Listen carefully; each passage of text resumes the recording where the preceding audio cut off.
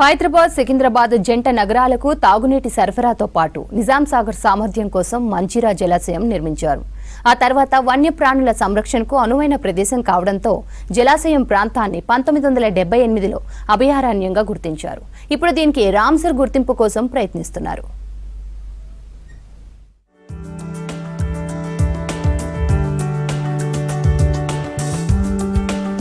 సింగూరు నుంచి మంజీరా వరకు 9 ద్వీపాలుంటాయి. ఈ ద్వీపాలకు చేరుకోవాలంటే కేవలం పడవ ద్వారానే వెళ్లాలి. దీంతో ఆ ద్వీపాలు జంతుజాలానికి నివాసాలుగా ఉన్నాయి. ద్వీపాల్లోని చెట్ల కొమ్మలను వలస పక్షులు స్థావరాలుగా చేసుకుంటున్నాయి. చలికాలం ప్రారంభంలో దేశ విదేశాల నుంచి లక్షలాది పక్షులు ఇక్కడికి వస్తుంటాయి. తమ సంతానాన్ని వృద్ధి చేసుకుని వేసవి ముగిసే సమయంలో తిరిగి సొంత ప్రాంతాలకు పయనమవుతుంటాయి. రకరకాల పక్షులతో పాటు రామ్సర్ గుర్తింపునకు కావలసిన చిత్తడి నేలలు ఇక్కడ అనుకూలంగా ఉన్నాయి. వాటిని పరిశీలించడానికి కేంద్రం నుంచి అధికారుల బృందం మంజీరా నదిని పరిశీలించారు.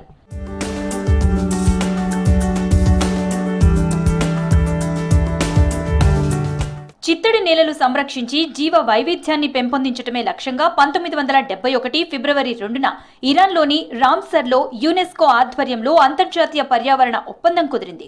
ఇందులో భాగంగా చిత్తడి నేలలను రామ్సర్ సైట్లుగా గుర్తిస్తున్నారు. ఈ జాబితాలో మంజీరాను చేర్చాలన్న లక్ష్యంతో అధికారులు కార్యాచరణతో ముందుకు సాగుతున్నారు. ఇందుకోసం ప్రభుత్వ ముఖ్య కార్యదర్శి, జిల్లా కలెక్టర్ క్రాంతి, పర్యావరణ వన్యప్రాణి విభాగం శాస్త్రవేత్తలు ఇటీవల ఈ ప్రాంతాన్ని సందర్శించారు. కేంద్ర ప్రభుత్వ అధికారుల బృందం సైతం పర్యవేక్షణకు వచ్చింది. రామ్సర్ గుర్తింపు మంజీరా అభయారణ్యానికి దక్కుతుందని సంగారెడ్డి కలెక్టర్ ఆశాభావం వ్యక్తం చేస్తుండటంతో ఈ ప్రాంతం దేశంలోనే ప్రత్యేక గుర్తింపు పొంది అభివృద్ధి చెందే అవకాశం ఉందంటున్నారు అధికారులు. ఇక్కడ మనకు Manjira wildlife sanctuary probable Ramsar wetland సైట్గా గుర్తించడం జరిగింది. తెలంగాణ రాష్ట్రం నుంచి మొట్టమొదటిగా ఇది మనము ప్రపోజల్ పంపించడం ఇప్పుడు జరుగుతుంది.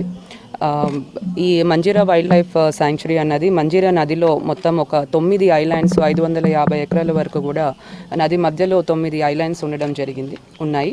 ఈ ఐలాండ్స్లో చాలా బయోడైవర్సిటీ ఉండడం మనం డాక్యుమెంటేషన్ చేసి ఉన్నాము.